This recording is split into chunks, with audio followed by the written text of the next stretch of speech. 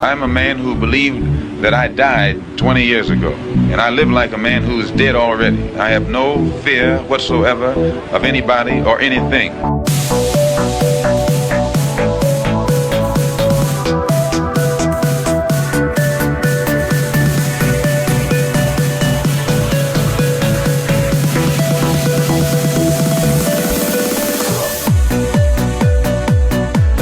Gary Webb. I am an investigative journalist, and in 1996, I wrote a series of stories entitled Dark Alliance, which was about CIA involvement in drug trafficking.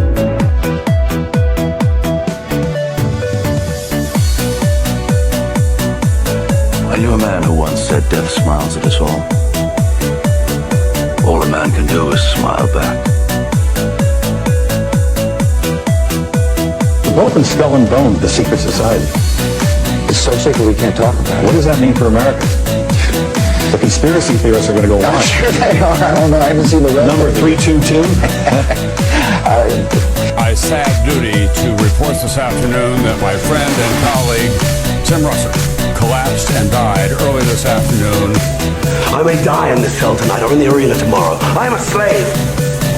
What possible difference can I make? And no official of my administration, whether his rank is high or low, civilian or military, should interpret my words here tonight as an excuse to censor the news, to stifle dissent, to cover up our mistakes, or to withhold from the press and the public the facts they deserve to know.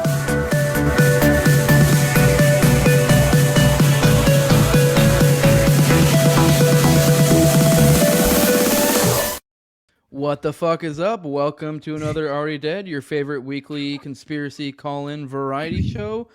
This is Jose Galison, and as always, we have our co-host, Austin Picard, and today's guest, Sam Tripoli.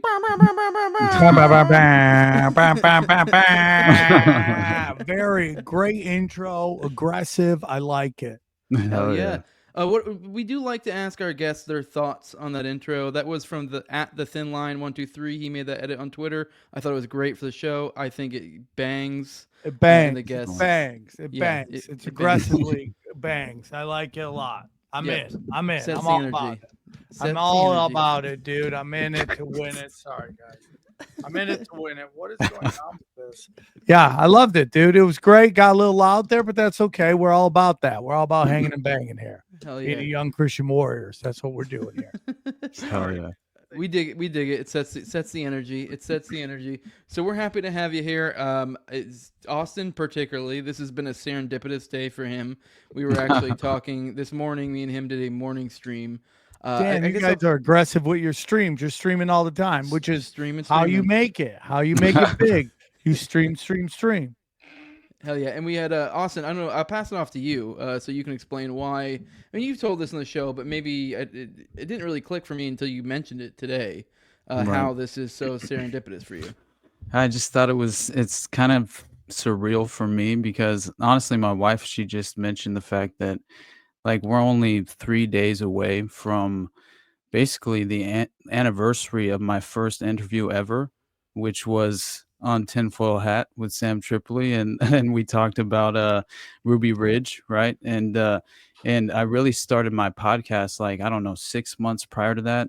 I think it was like March or April of that year.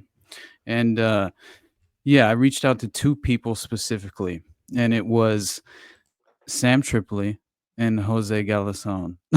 and so the fact that within a year's time since you gave me the opportunity of really coming on Tinfoil, right? Like the only two individuals that I really you guys resonated with me, I would say, more so than the rest. And so for some strange reason, whether it's, recognizing synchronistic aspects of, right? I don't know. It's also like a very obvious to me that something I value more than anything is genuine authenticity and knowing that someone's intentions are pure and their heart's in the right place. And I think that, the moment that you insult your audience's intelligence or something, to that effect, at least speaking from my point of view, I run away screaming basically anytime someone does that, and I'm tuning in and listening, and so you are really just the perfect example, right? And the reason why I admire you is the fact that you're willing to have these open-minded conversations, and they do tend to wander into dangerous territory because you're willing to, like I said, speculate, but with an open mind, right? And in an honest way. And I think as long as that's your approach, you're never going to end up in this, corrupt, sadistic conclusion where you fall into the trap that's been laid for you, and you facilitate some sort of just oppressive narrative, whatever the case is. But so to keep, I'm sorry, I don't mean to wax poetic, but I swear to God, there for a second. I love it, bro. This means just saying words and we shit. are unburdened by what has been, brother, and that's how we do it. Thank you, buddy. I appreciate that. That is a big part of the show. What I like to do, I take a lot of pride in that my show isn't guest driven in the sense of like having to have big names, but it's like interesting people driven. And that's why you can have people like you who is brand new to podcasting, or someone like the Human Vibration. That's just, I think, I don't even know how many followers she had when I had her on the Talk John Benet Ramsey and stuff like that. Right. And that's kind of what I like about the show. It's not like meant to have all these like super huge names, and I get the super huge names bring a lot of viewers, but I like to have interesting conversations. And even though I think at some point it could be a detriment to the show itself, I like to bring other podcasts on. Right. It's like I would love to know how many people I lost because I showed them more interesting people. And which is fine. That's kind of how it goes. You gotta pay it forward. I always say my show wouldn't be where it was if it wasn't for three of my friends: Eddie Bravo, Doug Stanhope, and Duncan Trussell. They all came on very early on the show. They did Swapcast with me. They just appeared with me. So I was very lucky in that sense. So I like to pay it forward and help other people, because the more of us there are, the less likely they are to be able to censor everything. So right. I'm happy about that. When you came on, I knew you were really good at what you do, and you had a very bright future, and you did it, dude. Brother. So I'm very excited to see where you've been, how far you've come. Thank you. Well, here we are now doing a podcast together. I think now you're obligated to join us. You have to pick up another podcast, I think. Yeah, let's go. All of them. Throw another one to the list. As many as possible. Let's go. So it's been a while since we've talked. In the meantime, you've sort of, in a certain sense, ushered in the Antichrist. Is maybe a way you could look at it. How did I do that? Oh, you were the well, it's a joke, since obviously now it's I've already had to explain probably like 4 times now to like friends or family that are like more normie, of like, hey, who do you have on your show? And we're like, oh, I have the guy who was on Rogan right before Trump. And so obviously I was playing off that. He we have a super chat. Oh, Christian Warriors and Dangerous Retards, $50 from Meat Cavern. That is a Nephilim Death Squad reference there with Dangerous Retards. So Dangerous Retards are the best name for a fan base I've ever heard in my life.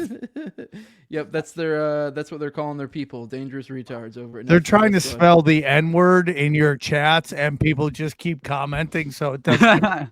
So this guy keeps trying, and he just can't get it done. He's trying. Never give up, buddy. Never give up. Yeah, it's crazy to be on there the same day. I do feel blessed because I'm going to be Eskimo brothers with this guy forever, which is fun. I'm a trivia question, which is great. And it's just a blessing to get on the show and try to see what I can get Rogan to listen to, which is always my goal. Is like, what weird shit can I get him to buy into, hear about, and he's a really great guy he knows how to keep that train on track. So you kind of got to go with it. Which is kind of what I think me and Austin wanted to make use of our time with you today, is to introduce some things to you. And maybe you've already covered these things before, but we know the kind of people you talk to, that these are things we might end up pushing out into the ether just from talking to you. And so there were a few things. I think probably maybe one of the best things to start off with, and this kind of ties into Trump and stuff. Me and Austin were talking about this morning. And this isn't exactly what we wanted to go into, but I did want to get your thought on like Trump appointments and stuff, and like particularly Matt Gaetz. I don't know why. I don't know what it is about me, and at least me and Austin both are very suspicious of this guy. He's the guy who, like, they carded out as the one who was like the one who had initially had the Iran angle for the Trump assassination stuff. He was the one who's like, somebody from the intel community told me this, and like, but it's like super secret, so I can't tell you, but like, take my word for it. He was that guy who carded it out. But supposedly he hasn't taken any money from AIPAC. There is like weird, we were following the breadcrumbs today, going into some weird tie-ins between the Proud Boy January 6th stuff, which somehow ties into some weird blackmail extortion attempt against Matt Gaetz, which I don't know if you've gone into that. Well, so Matt Gaetz is like, gets really deep too. There's some shit with when he was in college. That's always like interesting. Those stories. It's interesting, man. Yeah, I don't know what, I guess your thoughts generally on kind of what the feeling of the Trump administration is right now. And then I guess Gaetz is one I'm kind of interested in, like what to make of that. I can't tell if he's friend or foe or some weird combination thereof. It's hard to get a read on him because he does seem, I don't know. He seems to be a smooth operator, and sometimes he seems too good to be true, and he doesn't always perform like somebody like a Massey or somebody does, where they're like always good. There's times where it's like certain entities get involved, and like Gateses of the world back down a little bit, and then they play the political game. So it makes you wonder: is this a political guy? Is he ideological? What are your thoughts? I mean, I am 52 years old, and I have yet to not be let down by politicians. So I always say this: I'm treating Trump's administration and second administration like a Raiders football season. Go into it with hopes of winning the Super Bowl, and then fully expected to go off the tracks within 3 weeks of the season. So that's kind of where I am with that. I make no illusions. It's expect the worst, hope for the best. And, I'm not surprised by the heavy Zionist cabinet when you take $100 million from a fucking full-blown Zionist who openly doesn't her husband was instrumental, in my humble opinion, in the Vegas shooting. Absolutely. And that was going to usher in what that involved. And then, Trump raises $300 million for his campaign. A third of that comes from one woman. And, so I'm not surprised by any of this. The thing that gives me hope about Trump real quick is that he seems to be one that can be manipulated through outcry on social media. That's one thing I've never seen before. This is the first time I've had a presidential candidate, not Trump, but RFK Jr., that had personal good friends that are personal good friends with him, meaning I'm 1 degree away from him. And I have a couple of those friends, and they all say he's the best guy. He's the nicest dude. He's all that stuff. Obviously, we all know, based on his description of Israel being the kindest, gentlest, country to the Palestinians. Obviously, they got something going on there, because no one would ever say that about how Israel treats the Palestinians with kindness and humanity. But I do think that this cabinet has some interesting stuff to it that gives me a tiny bit of hope, but we'll see, dude. Yeah. All right, Austin. There was one that you really wanted to tell him about. For sure. From his recent appearance, I believe, on Rogan. It's something he touched on that Joe was pretty astounded by, and you went digging down that rabbit hole further, and I believe you uncovered some stuff that even Sam may not have been aware of. I just had to pause it immediately because like I said, I recognize the synchronistic aspect of how it tied perfectly into a recent episode of mine where I covered Omar Mateen and the Pulse nightclub shooting. right? But you had just before I forget, you had just mentioned Sheldon Adelson and his connection to the Vegas shooting, and perfectly in line with your skepticism is the fact that what was Trump's reaction to that, right? The reaction was grab the guns, ban the bump stocks, deal with the Supreme Court later. And I think that tends to be the reaction of most, public representatives, whether they're compromised by special interest groups or not. And I think that more times than not, they're most definitely compromised by special interest groups. And I even heard Scott Horton recently put it in the terms of like, great, Miriam Adelson's war cabinet was just chosen. You know what I mean? And Yeah, and 100%. essentially implicating just the future extermination and of right the Gazan people and the Palestinians in Gaza and really the annexation of the West Bank, which I see as inevitable at this point. And it's just devastating to even say that, but it's unfortunately, I just don't see another way. Not that at least forward, I don't see anyone standing in the way of that. Right. So, well, anyway. Biblically they talk about it. And, it's like I always go into Rogan wanting to tell him certain things, and you just kind of ride the wave of where he wants to go, and which is great because he knows how to keep that train on the tracks, But I wanted to talk about my good friend El Dorado from. I got into this on Fire the Kid, and they're like, "You lost us," Even Shab, who's like really on our side. But it's like my friend El Dorado, Tony Dorado, we went to college in like 91. We went to college, and he came back after a year deep in religion, and he was deeply into Christianity. And we would always, every time college was done, we would come home and we would just sit down and we'd just talk. And I knew he's going to make his Jesus pitch to me. And I didn't mind it because I loved religion and I could just talk. I always, even before podcasts, I love to talk politics and all that stuff. So I'd listen to him talk and he would just tell me stuff. And I oh, that's interesting. And then, he invites me to this like kind of concert his church is in. Tony always says that he studies the teachings that Christ, he studies Christianity that Christ did. And I go, okay. So he takes me this kind of concert that his church is having on. This is in the mid to late 90s. And hand to God, these people are singing about towers falling. Like in the in the mid to late 90s, they're singing about 2 towers falling. And I was like, and I heard that and I go, damn, dude, that's kind of F. It's kind of nuts. And then suddenly, bang, the towers fall. Right. Well, Tony's always told me all this stuff. And one thing he told me about the EU before the EU happened, that was going to happen. And his prophecy is that there will be a war between the pagans versus the lost tribes of Israel. And the lost tribes of Israel are the UK, Britain, United States, and Israel. And we're versus the pagans. And the pagans will be led by what is now known as Germany. Okay? And he's been saying this forever. And one of the things he says, eat them. There we go. That's totally right. Eat them. So he said a long time ago that at some point the EU is going to step in to what is going on in Israel, what is going on in Gaza. And so when you think about all the stuff that Tony said, who just left the EU? Not just, but a couple years ago left the EU. Yeah. Britain. Yeah, the UK. Yeah. Brexit. So, right? So that's it's playing out, dude. It's totally playing out. Now, take that and take a look at what's happening in Germany right now. If you know the prophecy, and like you hear people in Israel, and it's really sad that people in Israel and the media in Israel could be more critical of Israel than our own media. Right.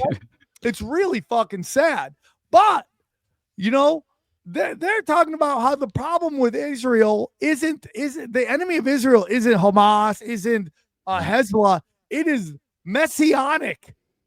It is these biblical prophecy Jews who are trying to bring the end of days, right? Yeah. And so if we go, okay, this is what's happening here. Look at what they're doing to Germany. They are annihilating Germany culturally, spiritually, financially. Germany's still playing off the Holocaust. Yeah. What a great way to try to hedge your bets if you know a war's coming with the pagans and these are the leaders. Watch what they're doing in Germany, arresting people for having wrong think. That totally makes sense. Yeah. Openly freak shows, people walking men dressed as dogs on the street. You know, Right. I don't care how freaky you get. Fly your freak flag. Just fly it at home. That's my whole thing. So that's what I think ends up. This is where it's going. And a big thing is that I believe Netanyahu has, since the start, believed that he is the one who ushers in the third temple. And things aren't going good for him right now. And I think he's desperate. Yeah. This falls perfectly in place with Jose, what I legitimately talked about on Tuesday last week, and then brought up on William Ramsey in my most recent episode with him, which he's great. I know that you know William Ramsey is amazing. He's amazing, man. He's one of my favorite, and on a short list of, like, James Corbett, I consider the gold standard in many ways as well. Sure. Yeah. And I think William is very much in that vein. Extremely valuable. So many of his interviews are just exceptional. But anyway, I had mentioned this because it's perfectly in line with the ideological subversion of Yuri Bezmenov, and the G. Edward Griffin interview, of course. But really, I think it's worse than that, because it seems as if ideology itself has been manufactured in many ways as a tool to divide many of us, and also create this psychological prison where we kind of fall into these manufactured traps, right? And so it's almost as if the ideology allows many of these crises to become predetermined. It's amazing. Tools is what exactly. Yep. Dialectics. That's what it is. One thing plays off the other. I mean, that's what I know. A lot of people have issues, like, say, Adam Green, but that's kind of the idea that he has with the different Abrahamic religions, is they're essentially dialectically play off of each other, kind of like one determines the other type deal. Yeah. But, I agree with that. And Adam Green was right about a lot of shit, for sure. Right. And, I'm sure it got pretty lonely there for a little while. He was kind of ahead of that, a lot of this stuff. Screaming Jews into a corner by yourself. Yeah. But the more and more I study it with you, buddy. yeah, I am too. And it's very weird. But the more and more, I start thinking there's more layers of this shit. I really do. I think there's layers above the Abrahamic religions. It's like I really do think the British Empire is really strong right now, and I think the British Empire made everyone believe that they weren't around anymore. In reality, they're running shit. And I had Jay Dyer on, and like, this episode really resonated with me because I'm constantly talking about. But basically, I believe Israel and Saudi Arabia are satellite territories for the British Empire to control the Middle East. And that's Pilgrim Society shit right there. Exactly, brother. He's like literally preaching to what I just covered on my most recent episode on the Pilgrim Society and the Anglo-American establishment is what it's called. I'm telling you, bro. I mean, like, so many of these Zionists are Freemasons, and it's like when the Queen Elizabeth, when she was alive, is bragging about being, relatives with the Prophet Muhammad and the Val the Impaler. It's like, oh my God. When Rogan's like, do you think lizard people are real? I go, I don't know, but they're all related. They all seem to be related, which makes me think they come from a common source. And when you study Saudi Arabia, like, when Jay Dyer's like, the first king of the House of Saud was a British spy, mind blowing. And you're like, America produces more oil than Saudi Arabia. Why do we need Saudi Arabia? Because we have to control Mecca. So that's why we buy all their oil, to have them in our pot, or not our pocket, but this group of elite bankers, which probably goes back to the black nobility. Yeah, and all the aristocratic dynastic oligarchs, right? And these dynastic families that, essentially make up this, private network, and it's really an international private network of global powerful influence, and they all belong to overlapping secret fraternal orders, that are obviously secret societies, and the Pilgrims is the perfect example of that. But what you were just mentioning as far as the great rapprochement and allegedly American independence in the first place. I mean, it's honestly in question in many ways that the original colonies weren't just some sort of devised plan by the elite aristocracy at the time, and this whole delusion of the American dream and the democratic, sacred destiny, right, as it's been referred to, has been sort of, a construct, and in many ways, to deliberately create this modern dystopian reality that we're facing at this very moment. But what you were saying about layers to it all, like I'm in full agreement with you.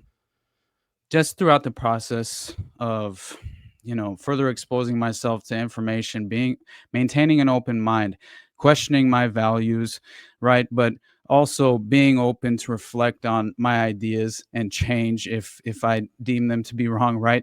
Like, you discover that we're not entirely certain of what they're capable of, but it's certainly more than you could ever even imagine and essentially conceptualize. And just what's on record, publicly available, is extraordinary and shocking, right? So it led me to believe, especially considering the esoteric occultism that's involved with a lot of these ancient pagan belief systems and these ancient pagan gods that they tend to worship, and at the very least, they're conducting rituals under these, That's doctrines. what I'm saying, dude. Yeah, It's it's like sorcery's real, dude. And even absolutely. if you don't believe it, they do. And everything they do is old sorcery tricks. And the last thing I'm going to say is, real quick, is that if we know that Mayor Rothschild on the record lied about who won the war in order to manipulate the bond market in England, when I say I don't think the Nazis lost World War II, I think Germany did. And I wonder if we actually won the War of Independence, or was it presented in that way so that we did all the hard work, but they still control everything? Right. Again, this British Empire that's kind of decided, like, oh, why do we have to control everything when we can just manipulate certain levers and then still get paid the money with it while not running everything? Yeah, you hit on something that exactly what I wanted to get into. The elite that rule above us and the beliefs they seem to have. Have you heard of the Beasts of Belgium? I feel like you probably have, or the Marc Dutroux. All right, well, Marc Dutroux, this motherfucker was essentially, some people might look him as like the Epstein of Belgium, but that's not really entirely correct. He's more like Epstein's like muscle, is the way to put this. In Belgium, it's essentially this guy Dutroux. Oh, yes. He's the one who was kidnapping And the whole girls. like nation, like, just yes, flipped shit. Yeah, there was this dude that had been busted for raping and kidnapping 5 girls in 1985, and then he ended up only getting a few years due to good behavior. And then later, when this really popped off, was in 95 and 96, there were 4 girls that he was charged for. 2 of which starved to death in his dungeon.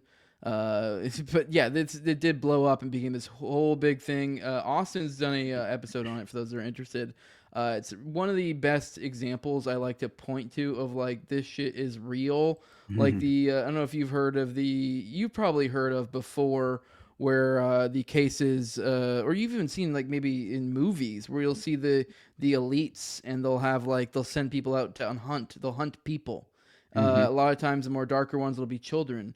You're muted, by the way, Sam. Something's going on. There we go. Hunting parties. There we go. Yeah. Yep. The hunting parties. This is where this comes from in the X dossier, which was essentially a dossier of like witness statements and similar things like that. Essentially, just a place to put all your information for investigative purposes. when they first started investigating this Beast of Belgium, Marc Dutroux, this is where it was all kept. It quickly got shut down after the judge that actually seemed to be wanting to help got removed for a conflict of interest because he went to some luncheon for the people, for the victims, and then it clearly was the fix was in at that point. The dossier got nixed, and it then ended up getting released to, like, I remember how much later, became like a WikiLeaks thing that got released, and that's where we got this information. So the official narrative is essentially that some group of judges, investigators, etc., essentially decided to come up with this entire grand narrative and coach all these different witnesses into saying the most abhorrent things about all these people in power, particularly like royalty, politicians, people who clearly had like Gladio connections. For some reason, they just had the need to make up all this shit, and then just, I don't know, I guess they just, maybe there was some political infighting. They just really felt like they had to make up a bunch of, that's the official narrative, is that we're to believe that they accused the most powerful people in their country of the most obscene things just for, I don't know, some kicks or because they were political enemies or something. It is interesting, right? Yeah. I've always said this, like, why do we put up with all this? And the answer is, I think because we're mammals. And mammals move in a herd. And just like on Natural Geographic, when you see a herd moving and some apex predators come and just pick one of them off, the herd just keeps moving. And that's the only way to explain why we as a society are okay with these giant kidnapping pedophile rings. And, why this foster care system is so dangerous, and it's really sad. And it just breaks my heart to think about what happens to people that nobody cares about, and that makes me sad. And it's just, and like Epstein has been portrayed as, come on, bro, it's just a bunch of high school chicks, they want it. Come on. Yeah. They're just high school chicks. Who doesn't like high school chicks, bro? In reality, I guarantee it was much darker than that. Way darker. It's Absolutely. like nobody even brings up that, like, people testified that fucking Bill Clinton used to fool around with the boys. Nobody talks about that. Nope. It's just, hey, dude, come on, bro. They're high school chicks, dog. They're horny, dog. It's like, it's just sold like that they were just banging a bunch of high school chicks that were just freaky anyways. And, it's this P. Diddy seems to be getting darker, but it's almost like if they just think they could stretch it out long enough, people will move on. Nothing's happened. We all know J-Lo, they got J-Lo dead to rights. Nothing's happened because this will get to the highest levels of power. Oh, yeah. Exactly. Sorry, I didn't mean to throw you off. I guess this kind of brings to the question. I think we're at a paradigm shift in one way or another. We're at a point to where I just feel like, you just listed off multiple. Obviously the Belgium affair we just talked about, Epstein, or Diddy. There's other ones as well. We've just gotten to such a point to where the public has been so inundated with all these blackmail rings. It's becoming common knowledge. I just feel like we're at a point where some of the deeper knowledge, like the stuff I'm talking about, just now with like the hunting parties and stuff like that, may start to really come out. But with that, we may see another deep event to try to essentially skirt away from it. Because like the economics people out there, we understand the boom bust cycle, but it always seems like it weirdly also coincides with, oh shit, people are getting wise to shit. Okay, crash, and like it goes along with it like that, and it usually coincides with deep events. Like right before, like one of the biggest crashes recently was when we went into COVID. That was one of the biggest economic crashes we had. That was, but we were also due for a boost or a bust economically. It's almost as if they like perfectly timed these events to be like, all these different forces kind of perfectly play together. Grab wealth too. Yeah. Well, that's a big part of these things are all to grab is to change, what's it, the biggest transfer of wealth of all time. Yeah, but the point being is, I think either they're at a spot to where the bust is going to be because we completely lose trust in these people and the truth comes out, and then we have a natural rebuilding, or the bust becomes some deep event happens and then we just repeat the cycle over again. Now, which is probably the more likely of the two, to be completely honest, if we follow history. What are your thoughts about upcoming deep events? Because I'm just really feeling, I know it sounds crazy and wild, but we're in a wild, crazy time. We're in a time to where the truth could come out about elite hunting parties. Yeah. So it's not that crazy that aliens might come. Like, honestly, that's the one I'm thinking right now. What I will tell you is that, for the first time ever, my girlfriend is a conspiracy theorist. Like, she was forever not a conspiracy theorist, and she is just now diving into it. P. Diddy woke her up to that, and now she's open-minded to it. The biggest thing is what I mean, it has to be a complete and utter collapse and just restructuring to get them back to where they were, because nobody's buying their shit anymore. I feel like they've used all their playbook. The last thing is aliens, like full on aliens. They could do another 9/11 today and no one would believe it. No one would believe it. They could try to set up a false flag to blame Iran. No one will believe it. So they're like, every time they show a lot of these, look at this. All right, Nazi group marching together. Everyone's like, feds. It's a fucking fed. And they played all their cards, because the internet doesn't forget. Even though they try to wipe it clean all the time, it doesn't forget. So aliens is the last thing they got, and we'll see how that goes. But everyone's got a big false flag's coming. Big false flag. I don't know what that does for them. Yeah. I mean, look at North Carolina. At the very least, yeah. North Carolina, they flood the place with weather manipulation. Everyone blames the government. Right. It's like they're already done, dude. I think, I do believe hating. That I do think I think they're running out of options, and whatever Trump represents, and I'm not here to tell you. I've always said I think Trump is Godzilla. I think Trump's Godzilla. He wrecks shop, but at some point everyone realizes they need Godzilla because there's worse monsters coming. But that doesn't mean Godzilla isn't a monster and can't turn around and just start wrecking people. And there's a game that gets to be played. I do believe he's a Kabbalistic sorcerer. I think he uses Jew magic. Okay. And he's totally into that. And they're basically everything. Freemasons, Jesuits. They got people in all, in all the groups. Whatever he represents, which I don't know what that is, that they hate him so much. If you believe the hate is real, I mean, we always see him with Chuck Schumer smiling and patting each other on the back. I mean, we know that there's a level of pro wrestling going on here, right?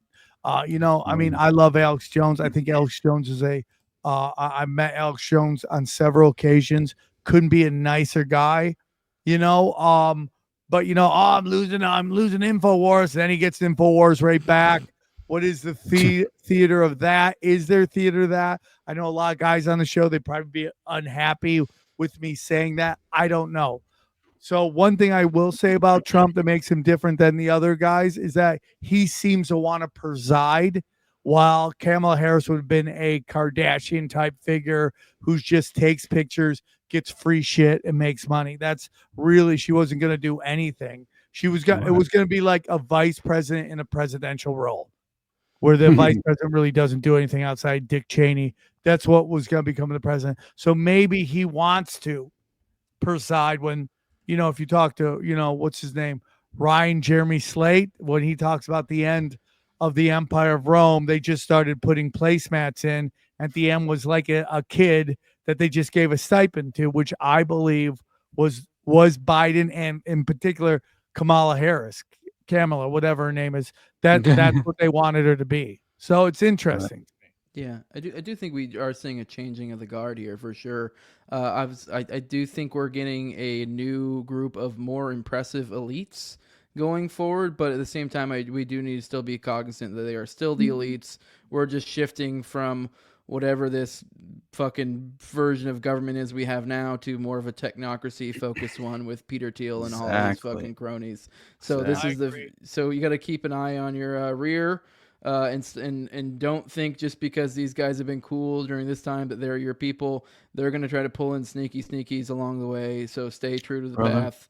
The cycle of false hope, right? That essentially, like, I don't know, it seems to placate the revolutionary class by design, right? And I think that has just been a part of the playbook for longer than we would like to believe. And that's why I mentioned the ideological subversion. It's like imagining Nazism, Bolshevism, communism, and Zionism all as these constructed tools for chaos, right? Order out of chaos, right?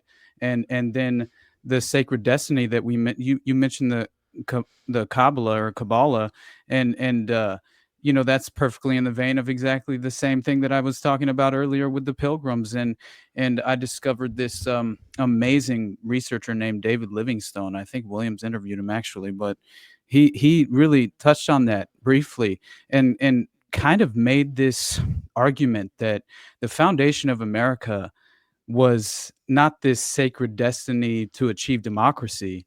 It was a Rosicrucian mission, right? And to have it like laid out, explaining that, this ridiculous false narrative that we've essentially been, sold is in reality, a false narrative. And the fact of the matter is, this Rosicrucian mission was inspired by the City of the Sun, Campanelli's City of the Sun, and Francis Bacon's New Atlantis. And once you get into that, the goal was to set up a haven where they would be free to practice heretical views. And according to the Masonic perspective of Manly P. Hall in The Secret Destiny of America, he explains that Bacon quickly realized that here in the New World was the proper environment for the accomplishment of his great dream, the establishment of the philosophic empire. It must be remembered that Bacon did not play a lone hand. He was the head of a secret society, including in its membership the most brilliant intellectuals of his day. All these men were bound together by a common oath to labor in the cause of a world democracy. Bacon's Society of the Unknown Philosophers included men of high rank and broad influence. Together with Bacon, they devised the colonization scheme. And so the goal of Freemasonry, according to Pike, is to fulfill the end times prophecies of the Book of Revelation. And that mission, according to occultists such as Manly P. Hall, is the fulfillment of this universal plan, the great work, an alchemical term for the process of working with the prima materia to create the philosopher's stone. It has been used to describe personal and spiritual transmutation in the Hermetic tradition, believed to have been preserved over the centuries by the predecessors of Freemasonry, the Templar Knights, and the Rosicrucians. It is interpreted from the esoteric teachings of the Jewish mystical tradition of the Kabbalah, according to which this fulfillment will come from a resolution of all opposites, leading to order out of chaos, according to the Masonic dictum.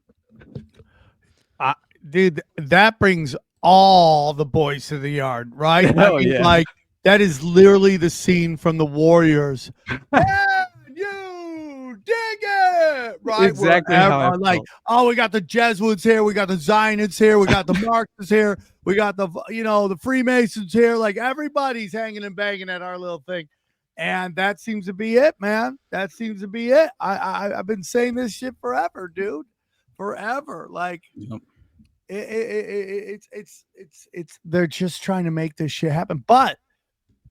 I'm reading. It's so crazy. I'm reading the book of Revelations, where like I was just talking this on Broken Sim, but about, I think it's Steiner. I think is the author. It was this priest named Steiner. I think it's his name. I could be wrong. He basically gave a lecture about in 1920s in Germany to a bunch of Rudolf Steiner, who gave a lecture to a bunch of priests on the Book of Revelation. And dude, I'm 17 pages in, and it's already mind blowing because he's already this is Christians meeting to talk about the Book of Revelation, and he's talking about fucking mystery schools. Oh my God.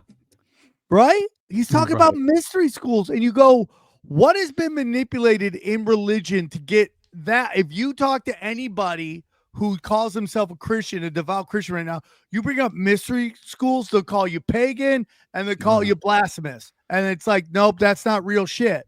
And here you are in the 1920s having a huge lecture by this guy that was at the end of his run. He was close to death. And he gave this like 4-day lecture on the Book of Revelation. And he's constantly talking about the mystery schools. And he talks about the apocalypse, not as this kind of like fire and brimstone end, but like a day of great, like all knowledge will be known. Wow. It is a time where all will be known. That which blew my mind because I've always been in conflict as I go on my Christian, try to learn Christ and all that stuff.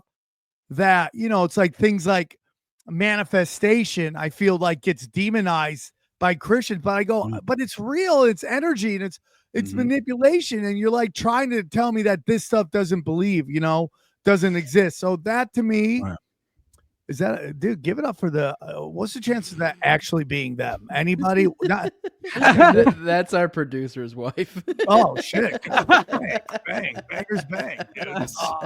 But it's like, it's really true, dude. It's just like, when I read that, I'm like, fuck, bro. Right. Like, we have been manipulated even with our religion so we don't get closer to source and stuff like that. So, yeah, everything you said resonates with me. Yeah. Hey, guys, let's take a moment. I do want to remind you guys that today's episode is brought to you by Nadeo Shave Co. If you're tired of that razor burn, irritation, and the other bullshit you get from those multi-blade cartridges, this is the way to go. Go back to traditional shave. You don't need that expensive nonsense. You can shave just like your grandpa used to. Whether you're shaving your entire face or just edging up your beard, the single blades give you a barber-grade shave for a fraction of the price. The standard issue includes one traditional safety razor and a box of 100 stainless steel razor blades. That puts you at about $75 a shave for the entire year, but let's be real, that depends on how frequently you do it. I've barely even put a dent into mine. But if you're one of those people who shave on the regular, you might want to consider the Quarter Shave Club. That puts you at about 25 cents per replacement blade. He's also got shave lathers and 3-in-1 body, hair, and face soap as well. This is a COVID mandate refusing company. It was born out of refusing the COVID mandate.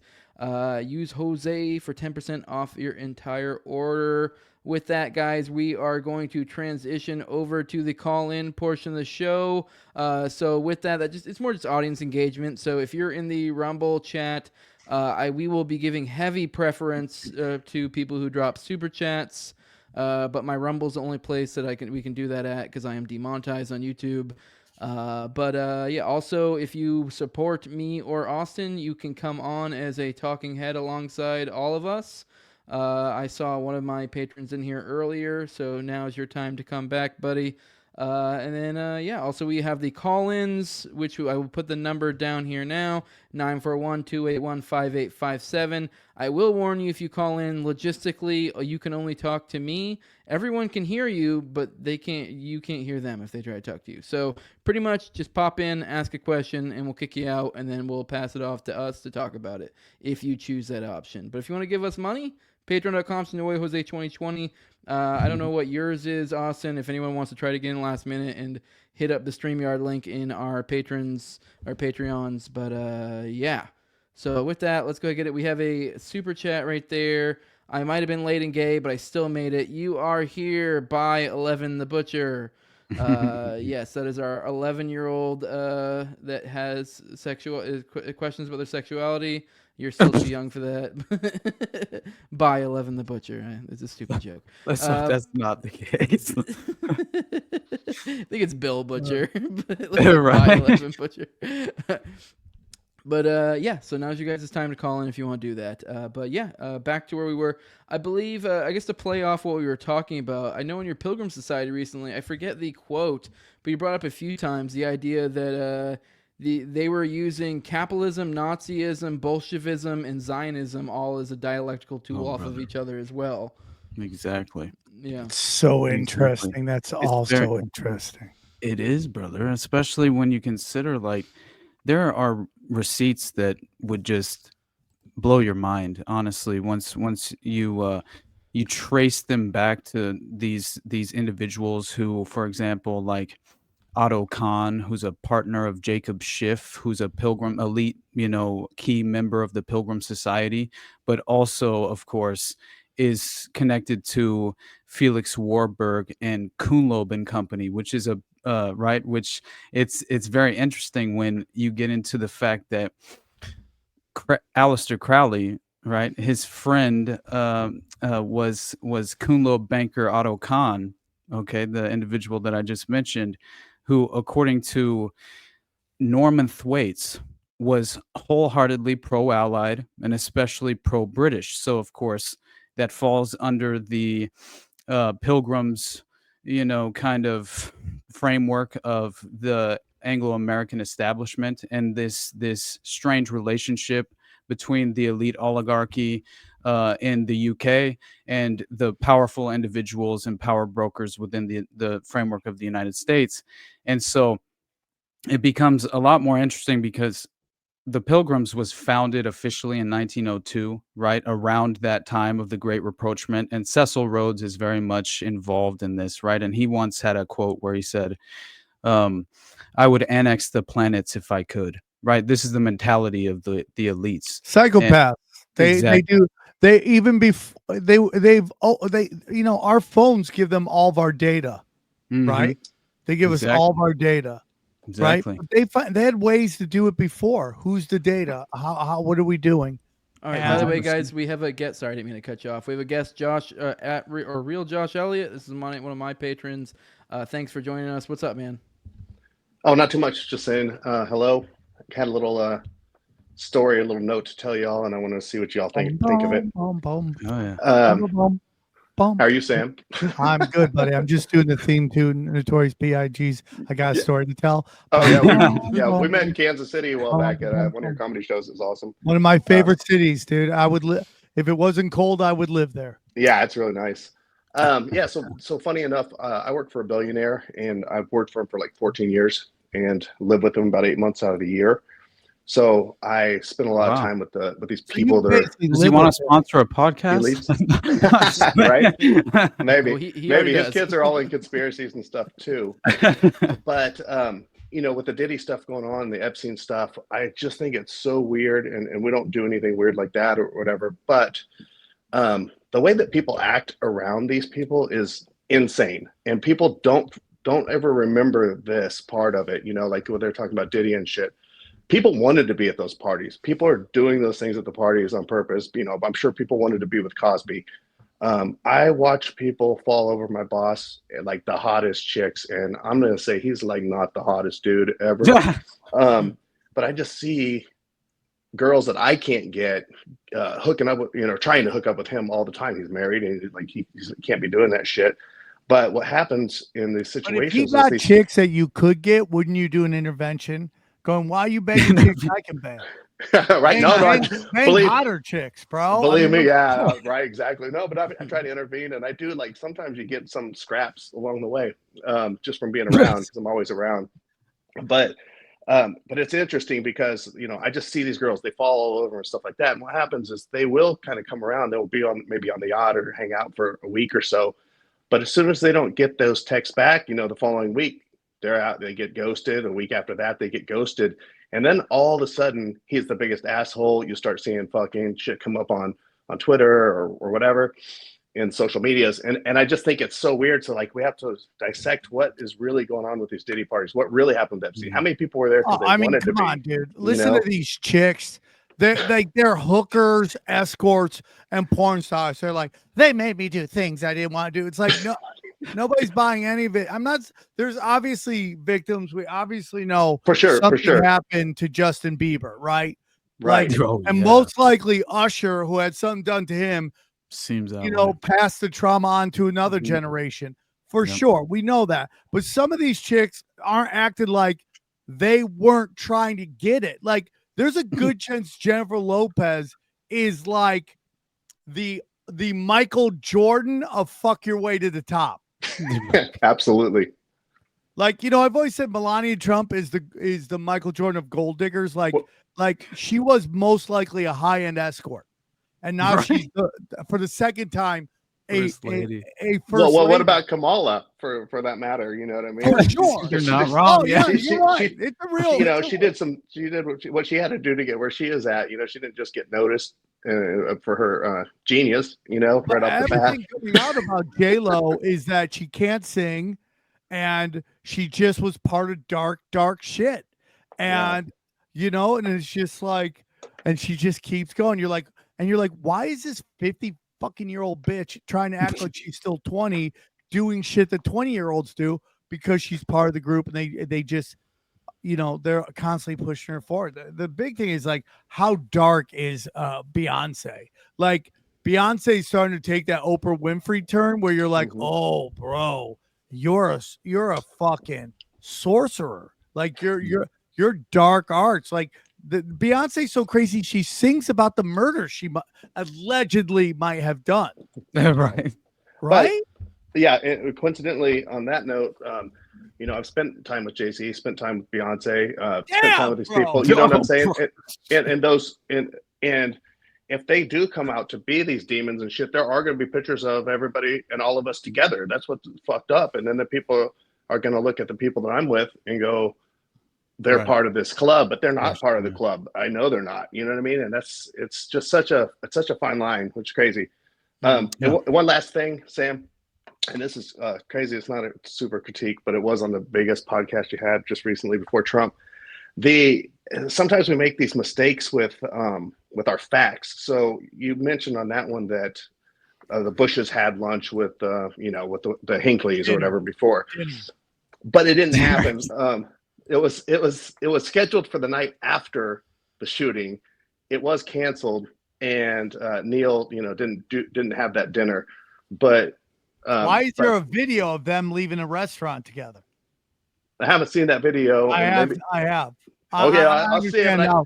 I spent a lot of time with. Find it. I'm like, good luck finding any of this shit. And I'm not saying you're wrong, but I saw a video of them leaving a restaurant together. It was Bush's and Hinkley's the night before. Speaking of old things can disappear sometimes. 100%. My mic just dropped, but me and Austin were actually talking about this morning, where that cyber attack recently, and we were covering this article. God, my mic does that anytime I do call-ins. I don't know why it does. Yeah, do you have this one? My thing does that too. Like, for some reason, it just like goes real quiet. When I get too close. Yeah, Josh, I'm going to have to let you go. We do have someone waiting, another Josh is fact-checking me. Yeah. No. Can I make one point? Brother. Just real quick. So I'm not trying to be rude about this, Sam. What I was trying to say was, like, I do spend a lot of time with Neil Bush as well. And Jesus. So check this out. You got Satan in your phone too, bro? Right.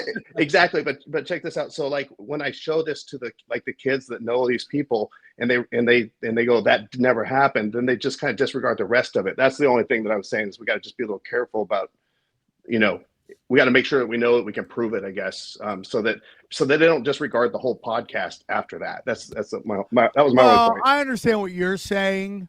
I mean, at the basis of it is that they are related. So they could go 100%. You could go, okay, they didn't have dinner together. That's not to throw out the baby with the bathwater. Yeah. And I understand what you're saying, dude. Yeah, but on a tinfoil hat, that's something. But like on Joe Rogan, where there's like 34,000 people, I was like, I wish that many people would listen to it. But thanks for having me on. I really appreciate it. Appreciate you coming on, bud. For sure. We have another video call. God, it's doing it again. You guys coming out fact checking me? What are we doing, dude? I love the guy who knows all the evil people came to my show. I'm like, okay, what are you spying on me, bro? Right, we got another video call. I don't know why it keeps doing that. I got another video call on the wing, and then I have a call. So let me address that real quick. See what they have to say. I know Jose mentioned the Internet Archive hack, though. Yeah, it was significant. I think it's part of the what you've said before, Sam. The dead internet, right? The memory holing that's effectively Austin, being done. Can we come back to that real quick? I do want to address this call real quick. Sorry. Oh yeah, I'm sorry. I didn't know you had the call on the line, bro. You're good. Hey, you're on Already Dead with Jose, Austin, and Sam Tripoli. What's up, my friend? Hey, what's up? How's it going? Hey, what's up? Hey, it's Conspiracy Extremist. First thing, Sam, thank you for that hug in Arizona when you were doing you gave me a great hug, and I hug, bro. I'm a hugger. I'm a hugger. I have to address something that's very serious to me. Okay. Now that you are talking about, Israel and all, you're on the right side of that. But I want to know, when are you going to name the Mexican? Because that's the important thing to me. When are you going to name the Mexican? Name the Mexican. All right, we'll let you go, bud, because obviously you guys can't talk back and forth. But all right, appreciate you calling in. All right, you have a good one. I'm gonna name the Mexican. I wish I knew what Mexican he was talking about. I probably. Do you guys know what? Probably. I'm not sure. Oh, really? All right, let's bring in. I would love to name the Mexican. Who is he? I thought you did name the Mexican, right? Didn't you name XG? XG. I did name XG. There you go. I was like, I can't remember your name. Your name is XG. Now he runs.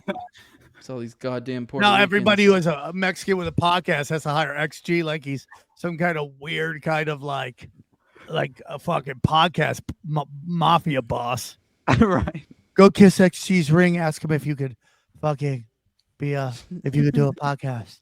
Get his we did it. We had to have him on too. So we kissed them. Oh, I would love to see that. It was great, man. It was hilarious. All right, we have our guest always listed as client number 9 for some reason. What's client up, my friend? 9, but stuff. It's a Elliot Spitzer reference for a blast from the past. How's it going? I like that, because that was when you talk about dead internet. Good luck finding anything about that laptop. Good luck finding anything about all those cops that killed themselves. Good luck finding any of that. It's so memory hold that this piece of shit is like, I might get back into politics. You're like, bro. Oh, yeah. And like the Democratic state, like New York, they're like, yeah, go for it. Fuck yeah. Perfect. Nice to meet you, Sam. Question for you. Did you know that you were going to be on the same day as Trump? And if so, is that why you planned? It seemed almost like you planned, because you dropped Smith Munn and the Hinckley connection in like the first 45 seconds. It was brilliant. And so when they were discussing when this episode was going to drop, they had discussed putting out Monday. And when I saw that it went out Friday, I thought maybe something had happened with Trump wasn't going to be able to make it, so they needed to put out an episode. So I don't know what happened. I'm thankful for it. It was pretty cool to be on that day, for all my family and friends. It was very. I'm in a high school. Like all my buddies are with the high school. I screenshot, sent to them. That was fun. It caused a race war in the chat, but that's okay. A buddy of mine's black. He just bangs white chicks in front of their husbands, and he did enjoy that. But the point is this. It was cool. It's a blessing. I'll be Eskimos forever. And but I originally thought it was coming out. I thought Trump was going to come out Friday, and then I was going to come out Monday. But I also think there was just kind of this push real quick to get as many of these people in before the election as well. I'm just talking. I don't. In terms of like that, I don't know, but that's what I feel. Because early on, there were like 40,000 people that had watched it. And I was thinking to myself, like, if they got there, like some of the people in the chat, and they were like, who the fuck is this guy? And if they only listened for like the first minute, and if 10% of them Googled it, you just red pilled the shit out of about 5,000 or 6,000 people. Right. It was, I hope so, dude. I mean, that is the goal of every time I go on is, can I introduce Joe Rogan to something he doesn't know? And then my last one for you, because I've been telling sort of my normie friends, listen to the Sam Tripoli episodes, all of them, but especially this most recent. And Thank it seems you, like dude. anytime you ask, like, hey, have you heard of whatever comes next? If they Google it, they're going to go down a rabbit hole. And it Go it down a seems rabbit intentional. hole. And that's kind of the goal, dude, is like to get these things out. I want to say something about Joe Rogan. I think Joe Rogan is amazing at getting out information while at the same time trying to act like he's not necessarily signing on it. Like, regardless of what you think about flat earth and all that stuff, flat earth is a thing because Joe Rogan and Eddie Bravo screamed about it on so many episodes. That's why jujitsu's everywhere, I think, because Eddie Bravo, Joe Rogan talking about forever. But the flat earth discussion, all that stuff, it's because Joe Rogan was like, Eddie, you're crazy. Eddie, shut up. You don't know what but here it is. Everyone's looking it up and everyone. So I think Joe Rogan is a lot smarter in that aspect of how he can get people to look at things that maybe he doesn't want to have to get co-signed on. Do you know what I'm saying? So he could get out without like co-signing on it so he doesn't get more shit. Exactly. Amen. I'll leave y'all be. Great show. Thank you so much. And as a soon-to-be father of a daughter, thank you for your special. A lot of the thoughts you had there are going through my mind right now. So soon-to-be, congrats. Oh, yeah, dude. Client 9, congratulations. That's proof dude. I'm not gay, right? Your first, no, gay guys have kids all the time. But let me ask you something. Is this your first? Yes. Oh, it's the best. You don't even know what's coming, bro. We're old too, so she's not going to get away with shit. It's going to be great. Dude. You think that? You think you're gonna run? You think you're gonna run it with an iron fist, bro? You're in trouble, dude. It's a girl. You know, it's a girl.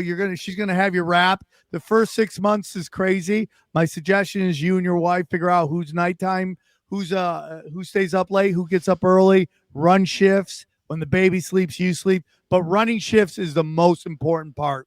And just know your wife, the mother of my children had 2 kids, so her hormones were even crazier.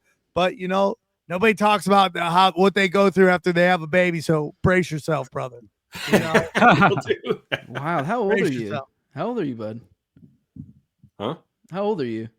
I'm 43. Oh, that's wild, man. I'm like, fuck, I'm 33 and I have a 15-year-old and a 12-year-old. You have a 15-year-old? Yeah. Damn, bro, you really are Latino. I spent my 20s drunk, though, man. I couldn't settle that down. Well, congrats, man. It's the best time to have kids, man. When you're a little older and you're just there's perks to both. Like, you know, when Jose's older, his kids, you know, when his kids are older, there can almost be friends and go out and do stuff.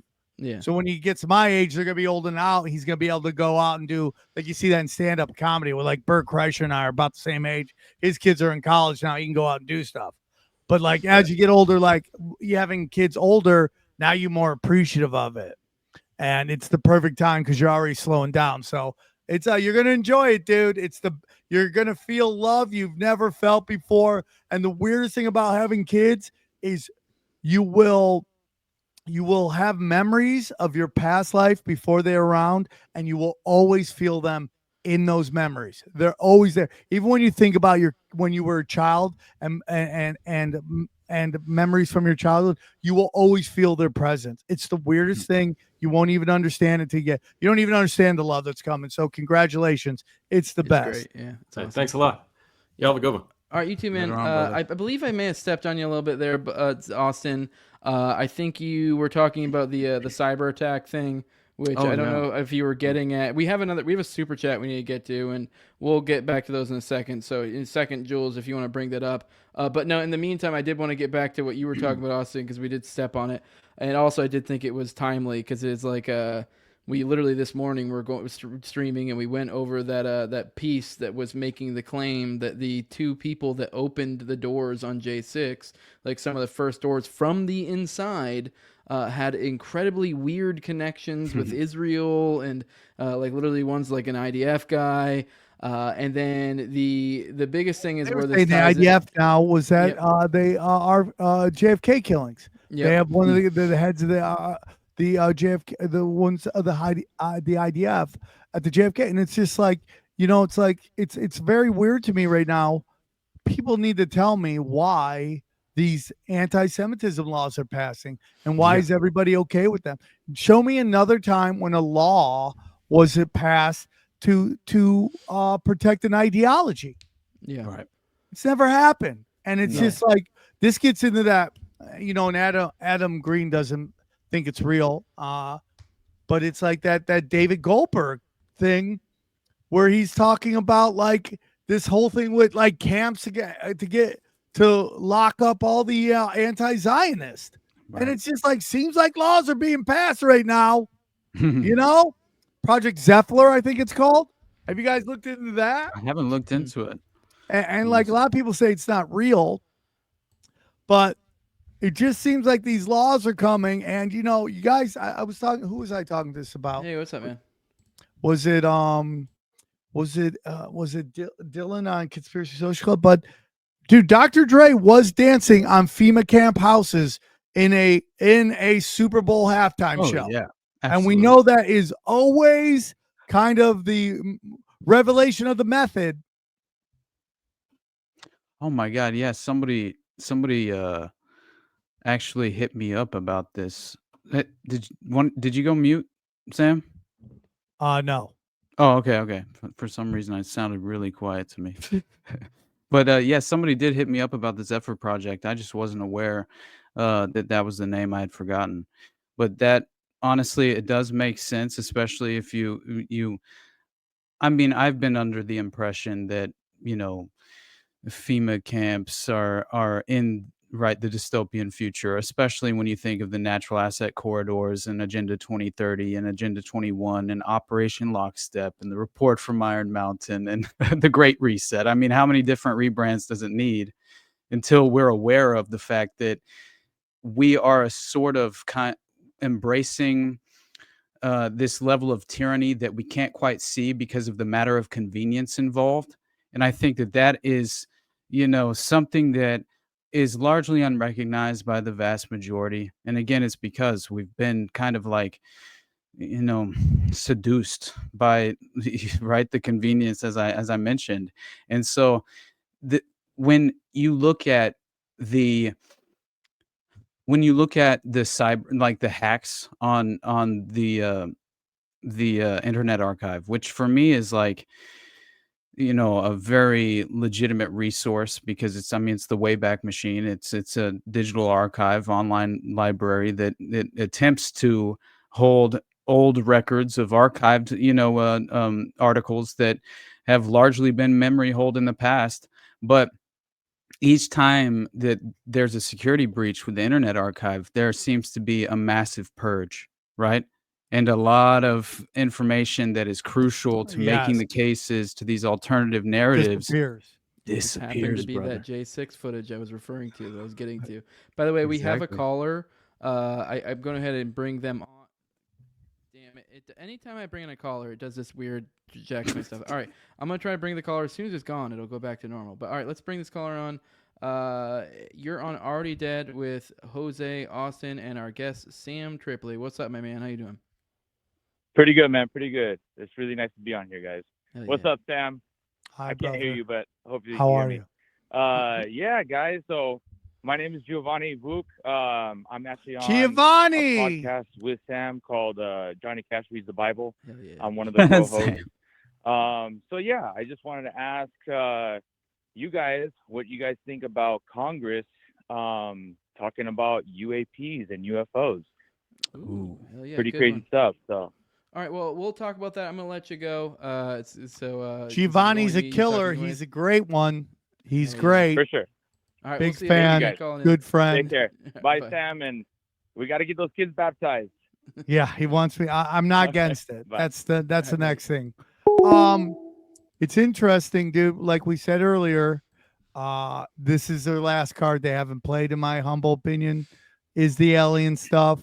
Are they going to want to play that hand?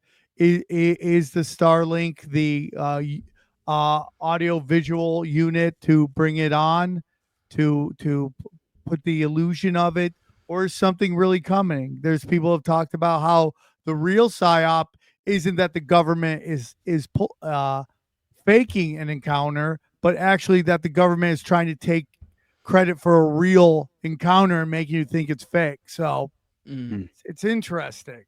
But that's all it's left, dude. That's their last card they can play that we haven't really seen a reaction to. But I think people are so siloed now.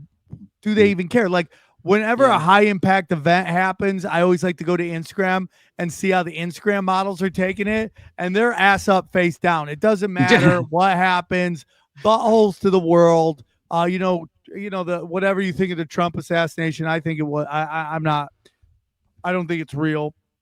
I think it was a Kabbalistic ritual. But theater. Yeah, you go to Instagram and just buttholes galore, like everywhere. So what will the impact be? Are we so fractured that nobody will even care at that point? That all I see is visions of Project Bluebeam, right? Like where it's just like the Disclosure Project has all these ties to the Rockefellers, right? Like it's very obvious to me that this is a design tactic. And so as you're saying, like, I don't know how much it would be convincing, right? But I mean, if you research the level of the capability that DARPA has achieved, it's fascinating. Right. And once you realize the level, we don't even know what they got, bro. Yeah, exactly. These Elon Musk robots, those are the flip phones of robots right now. Exactly. And once you know how thoroughly they've infiltrated and seeded disinformation, misinformation, whatever, like legitimate actual that in the UFO community, you at that point, the more you dig into that realm, the more the reasonable person comes to the conclusion that I probably should just not believe anything that comes from the sphere whatsoever. Like neither knee-jerk disbelieve or believe, just kind of just like almost as if it means borderline nothing. Like literally just believe nothing but your eyes, and even then probably question that. Well, I mean, going forward. The truth is, like, what are we supposed to do with this information? What are we supposed to do? And the truth is, what we're supposed to do is learn know when they're lying to us and not fall for their psyops. That's the purpose of all of it, is to not fall for the psyops, not run to get the jab, not, let's run to get this ID, that ID, just live in fear of everything. That is the key to everything. It's like this new psyop of like flying is, they don't want you flying. So now every video is about hot black strippers swinging on each other on a Spirit Airlines and the doors flying off. Like, don't fall for the psyop. Get out of the house. Go work out. Don't sit at home smoking pot and not getting out into the world. That's what the purpose of this is. Okay. Right. Not to fall for is, Iran's behind the presidential assassination. None of that. You don't fall for any of it. You want to go back up to the $2 one? Sorry, I didn't mean to cut you off. You want to go back up to the $2 one? We'll work through that. I feel like if you want to hop in on this $2 one, I skimmed it earlier and it seemed like something up your alley, Jules. More in the esoteric type shit. Where the fuck did it go? Scroll up. You lost it. The $2 one. Yeah. What? Wrong chat. Hold on. I have a pop out. Trump is Zeus, Jupiter, Elon is Prometheus, Biden is Cronus. Zeus turns on Prometheus, but only after they both kill Cronus. It's all Greek secession myth. Trump even has a resort in Jupiter, Florida. This is from Root Hog. Thanks for the $2. Not against that. Yeah. Against that. Yeah, if you talk about all these deities basically being from the same line of fallen angels, but he's referring to the archetypes of them. So Trump being Zeus, I don't know. See, I think we talked about a few episodes ago about there's a theory that there's an Osirian ritual that's taking place under the White House while he's being inducted into being president. I've heard that too. I think I heard that on your show, Sam. Okay, and we both heard it from the same place. Elon is Prometheus. I don't know. I'd have to kind of look at that, man. That's interesting, though. I mean, it could I agree. Be true. I think I people don't understand, dude. It's like I said this to Rogan at the end. The old gods want to come back. The old gods want to come out and play. I do believe that the Greater Israel Project is just them trying to bring back Mesopotamia trying to, like that's why that area is always in conflict. It's my theory that we live in a haunted house, and some places are more haunted than others. Yeah, absolutely. With the energy in some places is a lot more ancient, maybe, but definitely different than that in other places. All right, we also got $10 Joey Poop Bag. Joey Poop Bag. You can go ahead and scroll down to the 20. I'll just read the $10 one. Joey Poop Bag. Yeah, it says this chat is racist, homophobic, and mean. Fuck you guys. Kamala 2024. Love you, Sammy. I'm aborting though. I'm assuming that was some sort of joke. Do you have the $20? Thanks for the $10 though. You have that $20 up on the screen right now. I can read it while you bring it up. It's from Conspiracy Extremist. He's who called in a little bit ago with a $20 super chat. It says, Sam, you are an inspiration, and thank you for the balance you bring to the truther world. Jules is gay. Thank you to No Way Jose for all the work you do with OKC. Thank you. This guy's got good taste. Thanks, Connie. This guy gets it. So what? You're gay, Jules. Your girlfriend's hot. That's all that matters. It's my wife, but yeah, your wife is hot. Pretty fucking hot. Dude, you have the most exquisite wife, gay man. The most exquisite beard I've ever seen. Yeah, unbelievable. The pegging must be amazing. She must have a pretty dick, dude. She must have a pretty dick. Jules, didn't you say your mom? Not your mom, but your wife wanted to say No, your wife. No. Didn't your wife want to say hi, Jules? Huh? Didn't your wife want to say hi? What are we trying to get ratings now by putting hot chicks on the show? Yeah, basically. Well, he had said earlier. I guess she's a big fan. You want to bring her on the show? You're the one who asked to. I was going to bring her on after for a second. Oh, after? Okay. Well, I don't know. It's up to you. If you think she can behave, you know her better than I do. Why is she a wild one?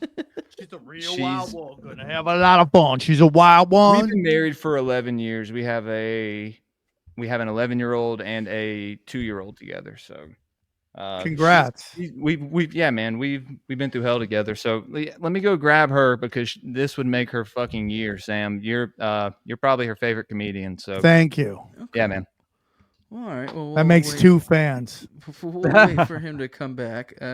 All right, cool. Well, that guy had good taste. Sam's awesome. Jules is gay, and I do good work with OKC, so that's cool. I see a lot of people talking us up, saying Austin does great work.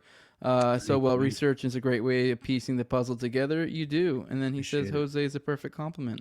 Thank you. I love that, dude. I just think it's like people need to understand what is really going on, what's their goals, and how to fight it. And that's why we do what we do. And I think there's just, and also it's like this understanding is like you can't save anybody. Everyone's got to save themselves. And, even God says not everyone's going to get in heaven. You can't teach anybody. There's this old saying like, my buddy was like, don't worry about waking up the sheep, wake up the sleeping lions. I'm like, I'm not even going to wake up the sleeping lions. Right. Let them save themselves. Right. Yeah. I'm not saving anybody. Like I put the information out, and those who find it, let them find it. What's up, lady? Can you hear us? There she is. Look at you. Yeah. Look how symmetrical your face is. Thank you. Congratulations on winning the Miss Universe. Congratulations. Hold on, I want to hear you better. Let me fix this. Can you make this towards louder? Jules is helping me because I really wanted to come meet you, Sam. Thank you. I appreciate that. That means a lot. We need to make sure the setup's right before we have Sam Tripoli flirt with our producer's wife. That is one thing I do not do. I do not do that. No one wants to know what we call each other. Oh, fuck. I fucked it up. Sorry. Oh, well, thanks for joining us. Sam's anything you want to say to Sam? No. And then we'll end on you, probably, honestly. That's how we should do it. Chit-chatting, right? Yeah. Yeah. That's how we should do it. Thank you. Absolutely. Hi, how are you? I'm great. How are you? I'm stoked to talk to you. I'm stoked to talk to you. Isn't that weird? Like I've had to work 30 years in comedy, and you're just hot. And now we're meeting at the same place, just excited to talk to each other. Was it you that said something about being in college at like 1991? Yeah. Oh, I didn't exist yet. Yeah, exactly. Exactly. That's so hilarious. My brother works for one of the top international law firms on the planet, and I can tell you all the things about the crazy billionaires too. Yeah, I mean, dude, when you get to that kind of money and people want that kind of access to that kind of money, the crazy shit you must get into. Like, dude, if my XRP just skyrockets and I become a crazy ass millionaire, it's gonna get weird, dude. It's gonna get really weird. It's all really fucking weird. It is weird. And it's like the question is why, what is real, what is not real, what is it's just what people are willing to do for money is kind of crazy. The main thing he always tells me about is just how miserable the billionaires are. So it's good for everyone to know. If you think like, oh, if I had billions of dollars, I'd be really, really fulfilled. It's like, no, that's not going to give you purpose. If I won the lottery, I would show up where you have to do that public like thing. I would show up in a lucha libre mask and nobody will ever know who I am. I would never tell anybody because everybody changes. Everybody, it's like these basketball players. They can't meet anybody because everybody just wants to get pregnant by them so they can have child support for the rest of their life. Like, who is your friend? Who, it's like nobody knows who you are. Also, like, how is that good for your kid, dude? Yeah, like how do you interact and show kids? It's just super interesting because like everything's karma. Maybe it isn't instant karma to you. It could be your family and next generations. Like, did you slit throats to get to where you are? And like, did you ignore your children and they didn't get any love and any inspiration from you? Consciousness continues to exist in some way, shape, or form through your children. And that means that you actually reap what you sow. Is that how we reincarnate? If we reincarnate, I don't know. Well, all right. I'm glad, Jules' wife, I'm glad we had you join. We are going to go ahead and cut it. We are to respect Sam's time. I just knew Jules said you would get a kick out of it, so I figured have you. Jules, you're the best. Thank you so much for coming on. You really classed up. Hey, I love that shirt you have on, dude. Yeah, dude. I love that shirt. This is an OG shirt for anyone. Oh, yeah, dude. That's the shit. That's an old school shirt. Because I was I'm still shadow banned like a motherfucker. Always, man. Yeah, dude. No, you were a pretty big influence on me starting Greypilled. I actually had Mark on Friday night. So yeah, man. Oh, that's great. Mark's great. Yeah, man. And me and Thomas have a show together, and I know you and him do the Chaos Twin thing. Who are you with the Paranoid American? Sound Science. Yeah, I love that, dude. He's great. We got our new comic book starting to come out, the Chaos Twins. That's issue 2's about to come out. So man, I love it. I love that whole Florida pocket of shady ass conspiracy theorists that I just love that whole group. And I love that there's so many people doing conspiracy podcasts. And I love that you guys do some really great deep dives. And I think it's really important. And that's why I love having all you guys on the show. And you guys should come on Tinfoil Hat sometime and we'll have a really big discussion. You guys should jump on the Union of the Unwanted as well. That's a great way to connect with other. Some of the Steiner stuff. I'd love to get into Sam, that. real funny thing. Why are you into the Steiner stuff? Oh, I'm super deep when it comes to like the philosophical stuff. They do have to get out of here in a minute. Oh, okay. That's okay. I know Jose is. Jose. She's gonna make you sleep on the couch. She's gonna make you sleep on the couch, dude. All right, we'll see you guys. Bye-bye. I'm kicking the producer. All right, guys, go check out Greypilled. That's where you can check out his podcast. I'm a big fan of his Elohim etymology stuff, covering all that type of stuff. Nephilim shit. That's what he's all about. But yeah, Sam, want to let people know if where they can find you at, if they're, for those who hang out in the conspiracy world and somehow don't know who the fuck you are. It's just go to samtripoli.com. My special has dropped all over the place.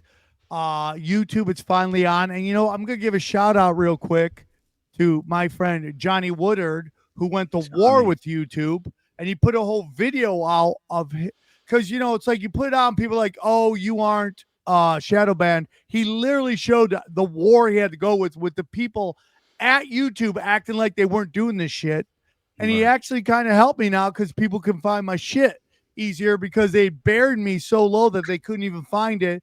So, it did really well on Twitter. It's got almost 200,000 views on Twitter. It's got over 100,000 views on Rumble and samtripoli.com and now YouTube. And the feedback has been great. I'm very thankful to everybody who's watched it, and just life is good, dude. Life is good. And I love going on your guys' show. That's why I always do, the all the people in the community's podcast. I try to get on as many as I can to help them get more exposure, because I love more people in, and I love giving people like you guys interview you guys on my show, because it helps get exposure for your guys' stuff. So thanks for having me on, guys. Well, hell yeah, brother. And we're very appreciative. Sam, or not Sam, but Austin, you want to let people know where you're at? Sam, for sure, brother. We appreciate you coming along, brother. I think mainly first, I should say, honestly, just the gratitude that I have for the opportunity you gave me, Sam. And then beyond that, just like the level of encouragement, the inspiration, like you said, if you're willing, the law of abundance, like you've mentioned before, right? And that is something that, again, I admire so much, and it's something that I hope to adopt as often as I can, because all I want to do is, honestly, if it's negativity, I don't really even engage, because I think it's a waste of your time and it puts you in a dark place emotionally in many ways. And I think that it's much more worthwhile to spend your time focused on something that can better your life, whether it's the situation of you and your family, or whether it's just you're adding something new to the arsenal of your newfound intellect, right? The path itself, I feel as if I said this on Ramsey the other day, like we're all basically just disciples of Sam Tripoli at this point. So that's honestly how it feels. Let's go, bro. My disciples, dude. Dude, 100%. There we go. Dangerous retards, disciples. They're all out there. Tower gang. Let's go, bro. Exactly, man. Hell yeah, brother. So nothing but love for you, brother. And well, thanks for having me on. Man. I love you guys. We're waking people up. People are saving themselves, because nobody's come to save them. And that's where we get to, dude. And you guys are great, and love to do this again in the future. Oh, yeah, man. Once schedule opens up, I'd love to be on back again. All right, guys, just to plug my wares real quick, I have the No Way Jose podcast. We put this show out on both of our platforms. So my No Way Jose podcast, his Underclass podcast. We do Already Dead every Tuesday, usually at 9:30. So pop in for those. I've been doing morning streams lately as well, usually around 10 in the morning. So pop in. I'll be doing one tomorrow. And then also my normal Already Dead I have on Friday. I have dropping Lena Ajit. She was on the show, so that's behind the paywall right now if you would like to pay for it. But that'll be dropping. She is the assistant in the Long Island serial killer case, and she likes to dig into these sort of things. We didn't even talk about Long Island serial killer. We talked about other crazy child trafficking rings and tracking this and that down. But I highly recommend it. It was a great show. But yeah, if you want to support what I'm doing financially, you can do that over at patreon.com. It's just No Way Jose 2020. The lowest level is $2. The $2 gives you the early episodes, allows you to be the talking head like the guys you saw on the episode today, to talk to the guests or us on our Already Dead episodes. And like I said, it gives you the early stuff. The highest levels, my sponsors, I read them off every episode. I have my co-host on Tower Gang at Tower Gang Toad, at AbrogateDees, at ZOVERACK, at _Infinite Zeal, and Jacob Daniel of the Biblical Anarchy podcast. Follow him at Biblical Anarchy. Then Tim Tuttle at Jolly on Klebold, who actually went on Sam's show to talk about Sandy Hook, and I've had him on my show to talk about it multiple times. Then I have Will Bell, who has a delicious blueberry rabbit eye wine, and the big fan of the show at Real Josh Elliott, who was one of the people just called in earlier today, and then also Torrin May. So I appreciate you guys helping support me so I can do what I do. If you want to follow me at Tower Gang Jose, we will go ahead and get out of here. Appreciate everyone who showed up. Bye-bye.